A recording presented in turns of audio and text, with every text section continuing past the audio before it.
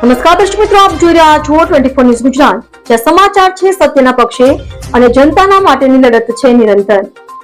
ગુજરાતના દરેક ખૂણામાંથી લોકલથી લઈને નેશનલ સુધી દરેક ઘટના, દરેક હકીકત સૌથી પહેલા અને સૌથી સાચી રીતે ફક્ત અહીં. હું છું અર્પિતા પટેલ. ચાલો શરૂ કરીએ આજના મુખ્ય સમાચાર. બુડનપુર ગ્રામ પંચાયતના તલાટીને બ્લેકમેલ કરતા ઇસમો સામે ફરિયાદ. થરાદ પોલીસમાં રજૂઆત. તલાટી મંડળે પણ કડક કાર્યવાહી માંગી.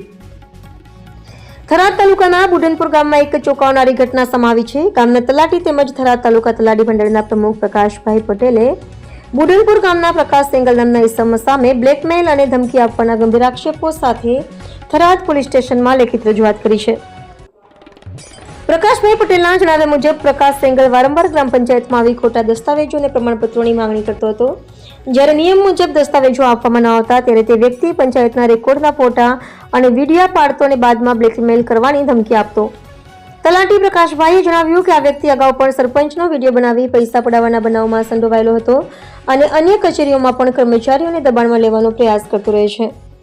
આ મામલે તલાટી મંડળે ગંભીર નોંધ લઈ તાલુકા વિકાસ અધિકારીને સંયુક્ત રજૂઆત કરી છે અને સ્પષ્ટ રીતે કહ્યું છે કે આવા બ્લેકમેલર પ્રકારના લોકો સામે ઉદાહરણરૂપ કડક કાર્યવાહી થવી જરૂરી છે.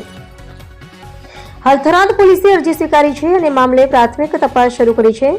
પોલીસ સૂત્રો મુજબ રજૂઆતના આધારે સંબંધિત ઇસમની પૂછપરછ હાથ ધરાશે અને પુરાવાના આધારે કાયદેસરની કાર્યવાહી થશે. આ બનાવથી તાલુકા તલાટી મંડળમાં ચકચાર મચી છે અને હવે સૌની નજર છે કે પોલીસ વિભાગમાં મામલે આગળ કેવી કાર્યવાહી કરે છે. રિપોર્ટર રાણાભાઈ પારેગી, થરાદ.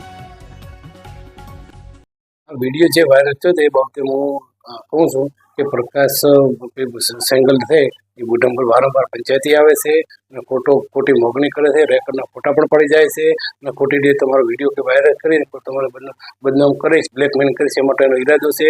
અને પંચાયતે વારંવાર આવે, કોઈ જાતના કોઈ પણ ડોક્યુમેન્ટ લીધા વગર આવે છે. એ ખાલી એમ કહે છે કે કોઈ જાતનો કોઈ હોય નહીં અને જન્મનો દાખલા બાબતે જે દાખલો વિષય આપેલો છે મને કોઈ જાતની જાણ નથી, મેં કોઈ જાતની સહી પણ કરેલ નથી. વિડીયો જે વાળશે ને એનો ઈરાદો બ્લેકમેલિંગ કરવાનો હતો, એને કે પૈસા આલો એ રીતે બધું એનો ઈરાદો હતો. વિડીયો વાયરલ કરી અને જન્મ બાબતે પંચાયતે આવે છે વારંવાર આવે છે, રેકોર્ડ પર કોઈ જાતની થયેલ નથી અને કોઈ જાત બે દાખલો આપ્યો નથી, મેં પણ સહી કરી નથી.